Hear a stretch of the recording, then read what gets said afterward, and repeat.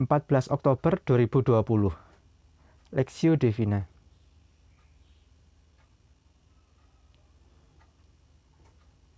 Korintus 9 ayat 1-5. Tentang pelayanan kepada orang-orang kudus, tidak perlu lagi aku menuliskannya kepadamu. Aku telah tahu kerelaan hatimu tentang mana aku megahkan kamu kepada orang-orang Makedonia. Kataku, Akaya sudah siap sedia sejak tahun yang lampau, dan kegiatanmu telah menjadi perangsang bagi banyak orang. Aku mengutus saudara-saudara itu agar kemegahan kami dalam hal ini atas kamu jangan ternyata menjadi sia-sia, tetapi supaya kamu benar-benar siap sedia, seperti yang telah kukatakan.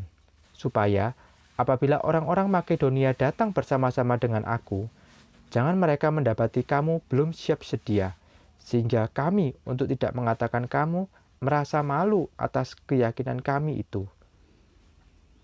Sebab itu, aku merasa perlu mendorong saudara-saudara itu untuk berangkat mendahului aku, supaya mereka lebih dahulu mengurus pemberian yang telah kamu janjikan sebelumnya, agar nanti tersedia sebagai bukti kemurahan hati kamu dan bukan sebagai pemberian yang dipaksakan.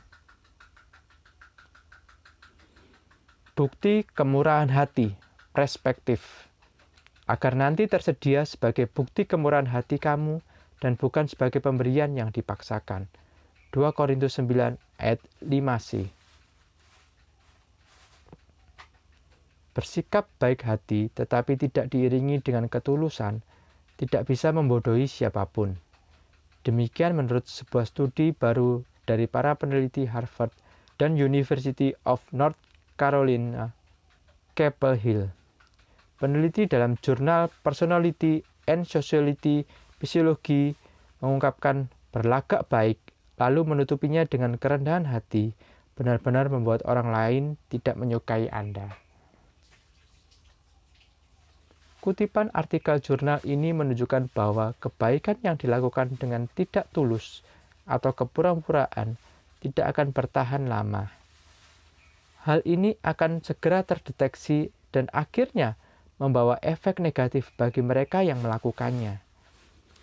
Yang menjadi pertanyaan, dengan apa kita dapat melihat atau menilai sebuah ketulusan yang dilakukan oleh seseorang? Jemaat di Korintus telah menyatakan komitmen mereka untuk menolong jemaat miskin di Yerusalem oleh karena bencana yang menimpa Yerusalem pada waktu itu. Hal ini sangat baik, bahkan telah menginspirasi jemaat lainnya untuk turut serta dalam pelayanan kasih ini. Tetapi sayang, nampaknya niat baik ini tidak diiringi dengan perwujudan tindakan yang nyata oleh jemaat Korintus. Inilah salah satu alasan mengapa Paulus mengutus Titus dan beberapa rekan lainnya untuk datang ke Korintus, memastikan terlaksananya niat baik pelayanan kasih ini. Paulus mengatakan jemaat Korintus agar mereka segera mewujudkan pelayanan kasih yang telah mereka janjikan sebelumnya. Paulus mengatakan bahwa kemurahan hati tidak hanya sekedar niat atau wacana, melainkan harus diwujud nyatakan, agar orang dapat melihat ketulusan dari kemurahan hati mereka. Inilah salah satu cara untuk menunjukkan ketulusan dalam kemurahan hati kita. Bukan hanya sekedar dalam perkataan wacana, tetapi dengan mewujud nyatakannya. Kiranya Tuhan menolong setiap kita agar dapat mewujud nyatakan kemurahan hati kita dalam tindakan nyata hari lepas hari. Studi pribadi. Tuhan, sudahkah semua niat baikku terwujud nyatakan dalam tindakanku sehari-hari? Pokok doa, berdoalah memohon agar Roh Kudus menolong untuk mewujud nyatakan kemurahan hati kita dalam tindakan nyata setiap hari.